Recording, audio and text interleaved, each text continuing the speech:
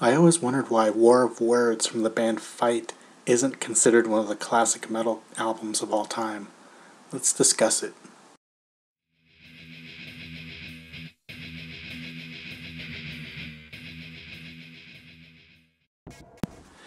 In 1992, the metal god himself, Rob Halford, decided to leave the popular heavy metal band Judas Priest. He has stated that he needed to leave the band to understand the other parts of his musical personality.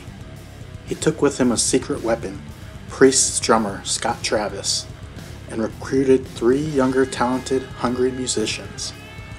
With Brian Tilse on guitar, JJ on bass, and Russ Parrish on guitar, who would later emerge as Satchel in the band Steel Panther, the band Fight was formed. Halford has all of the writing credits for this album, which is a departure from his previous collaborative songwriting experience. They would release 2 studio albums, with War of Words coming out in 1993 and A Small Deadly Space in 1995. There were some lineup changes on the second album. The announcement came after the Painkiller release and tour. That album was a little harder than previous efforts. Halford continued this with Fight. I have to admit that I am quite biased with War of Words. I was not a Priest fan at the time, having grown up in a small, isolated village in Alaska with no TV or radio. A friend of mine bought the cassette and we cruised around listening to it. I could not believe what I was hearing. The closest I came to metal was my love of Injustice for All by Metallica. Nothing could have prepared me for the ferociousness of this album.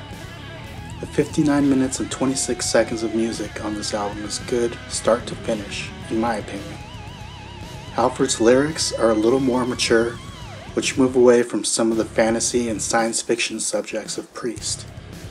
The first 2 songs, Into the Pit and Nailed to the Gun, are aggressive and unrelenting. The notes that Halford hits are unbelievable. The drumming is precise and pounding. Into the Pit makes me want to, quote-unquote, fight. The solos are top-notch in every song on the album. Life in Black, Immortal Sin, and the song War of Words slow things down a little bit, but they are powerful nonetheless. His reciting of the First Amendment really works in the title track. Halford sings in a very low tone in the verses of Life in Black. The familiar high notes return for the chorus. He sings, "You took me for everything, as long as I live, while there's still one breath in you, I'll never forgive." I've seen a few people dismiss the slower songs on the album as not being as good as the up-tempo songs, but this is totally wrong in my opinion. Every song on the album has multiple hooks that make them interesting and classic. I would not skip any song on this album. The songs Laid to Rest, For All Eternity, and Little Crazy are the next songs on this masterpiece. I love these songs for different reasons, but they are all building up to the last few songs. I don't know how Halford hit some of the notes on For All Eternity. It needs to be heard by everyone. It could be one of his best vocal performances ever. It goes way past amazing. The lyrics are longing and dark and beautiful. I've heard comedian and lover of all things metal, Jim Florentine, say that Little Crazy could have been a top 10 hit song. It's so great. There Goes My Reason, Where's All My Hope, Halford sings on Little Crazy. Definitely the catchiest song on the album. The next 3 songs, Kill It, Contortion, and Vicious, remind us that Halford is not messing around. They are angry, loud, fast, and headbangers. Metal in every sense of the word. I want to jump in the mosh pit when I hear these songs. In Contortion he sings, "Rape the earth of everything, shoot it through the brain. Man remains the carnivore, selfish and insane." As I said earlier, it all leads up to the final song, Reality, A New Beginning. It starts out with an awesome riff and gets better and better. He sings, "New day, new tomorrow, I'm not living in the past. I'm changing the illusion, I'm set free, free at last." This is a statement from the metal god saying he's ready to take chances and move on with his life. It's my personal favorite song on the album. A friend of mine said he did not give Fight a chance because he was so upset that he left Priest and broke up his all-time favorite metal band. I'm sure a lot of people thought this way. I think War of Words managed to sell 200,000 copies, which was a major decline from Judas Priest. I would say these songs sound like a mixture of Priest, Metallica, and Pantera.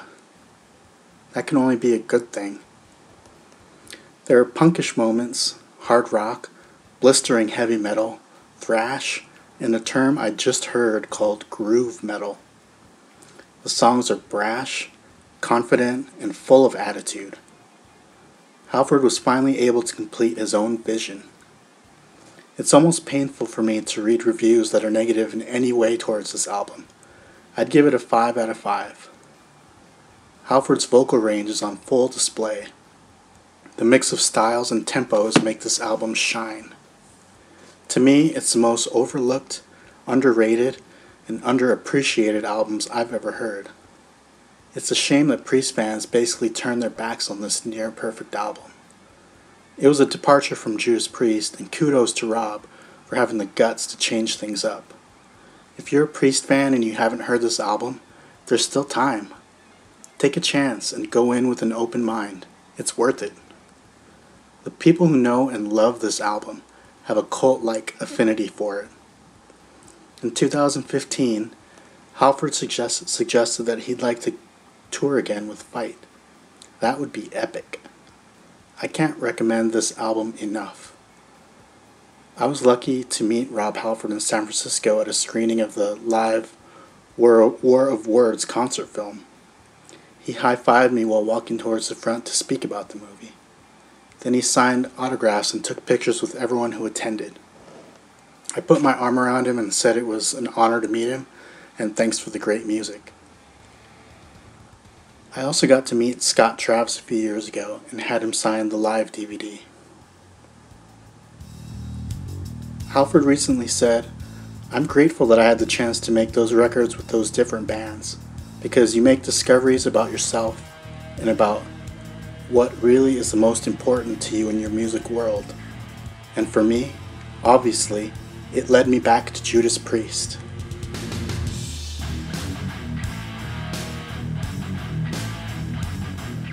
Thanks for watching. I'd love to know what your thoughts are about the album. Have you heard it? Do you like it? Do you love it? Or do you hate it? Leave your comments below. Thanks for watching.